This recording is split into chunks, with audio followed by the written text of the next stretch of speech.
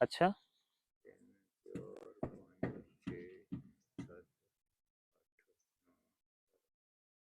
400 हो गया 400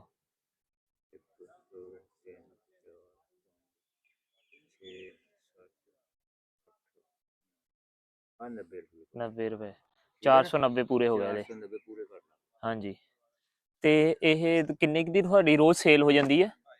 1000-1200 ਦੀ ਸੇਲ ਹੁੰਦੀ ਜੀ ਬਸ 1000-1200 ਉਹਦੇ ਵਿੱਚੋਂ ਤੁਸੀਂ 800 ਦੀਆਂ ਛਾਵਾਂ ਹੋਣੀਆਂ 1000 ਦੀ ਸੇਲ 200-300 ਬਚ ਜਾਂਦਾ ਉਹ ਪਾਪਣ ਵਾਲਾ ਸਾਨੂੰ ਦੇ ਦਿਓ ਤੇ ਪੈਕਟ ਮੈਂ ਲਾਵਾਂ ਯਾਰ ਆਲਾ ਸਹੀ ਹੈ ਬੱਚਿਆਂ ਨੂੰ ਹਨਾ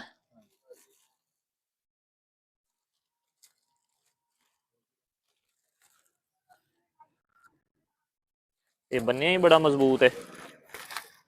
ਓਏ ਹੋਏ ਆ ਫੜਿਓ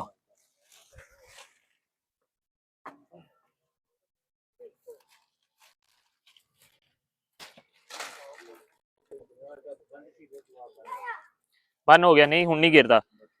ਇਹ ਉਹਦੇ ਵਿੱਚ ਕਿੰਨੇ ਨੇ ਹੁਣ 1 2 3 4 5 6 7 8 9 ਕਿੰਨੇ ਦਾ ਇੱਕ 10 3 4 5 6 7 8 ਤੇ 9 ਇਹ ਵੀ ਪਾਪੜ ਲੈ ਲਈਏ ਇਹ ਵੀ 10 ਦਾ ਲਾ ਲਓ ਹਾਂਜੀ 10 11 12 12 ਹੋ ਗਏ ਹੋਰ ਕਿਹੜੇ ਨੇ ਪਾਪੜ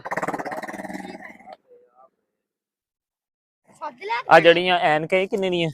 ਇਹ ਹੈ 20 ਰੁਪਏ ਇਹ ਕਿੰਨੇ ਹੋ ਗਏ ਨੇ 12 12 120 ਹੋ ਗਏ 2 3 4 5 6 7 8 9 10 ਤੇ 11 ਇਹ ਹੋ ਗਏ 11 ਦਾ 220 ਰੁਪਏ 220 ਆ ਹੋ ਗਏ ਆ ਕਿੰਨੇ ਹੋ ਗਏ 120 ਹੋ ਗਏ ਤੇਰੀ ਕੈਲਕੂਲੇਸ਼ਨ ਅੱਛੀ ਹੈ ਯਾਰ 12 ਹੀ ਆ ਨੇ ਤੇ 12 ਹੀ ਆ ਨੇ ਆ ਵੀ ਤੇ 12 ਕਰ ਦੋ ਸਾਨੂੰ ਇਹ 12 ਨਹੀਂ ਹੈ ਇਹ 5 ਨੇ ਉਹ ਬੱਚੇ ਜ਼ਿਆਦਾ ਆ ਹੀ ਖਾਂਦੇ ਨੇ ਹਾਂ ਬੱਚੇ ਜ਼ਿਆਦਾ ਹੈ ਹਾਂ ਉਹ ਟਾਫੀਆਂ ਦੇ ਨਾਲ ਅਸਲ ਚੋਂ ਕੱਪੜੇ ਵੀ ਗੰਦੇ ਕਰ ਲੈਂਦੇ ਆ ਫਿਰ ਮਾਂ-ਬਾਪ ਗਾਲਾਂ ਵੀ ਕੱਢਦੇ ਪੈਸੇ ਫੜਾਈ ਯਾਰ 12 ਆਇਆ ਹਾਂਜੀ 12 ਦੇ ਬਣ ਗਏ 220 ਹਾਂਜੀ 20 ਦੇ ਹਿਸਾਬ ਨਾਲ ਅੱਛਾ ਜੀ 360 ਹਾਂਜੀ 360 ਹਿਸਾਬ ਲਾ ਲਓ ਆਪੇ ਹੀ ਆ ਲਓ ਤੁਸੀਂ 4 ਰੱਖ ਲਓ ਠੀਕ ਹੋ ਗਿਆ ਓਕੇ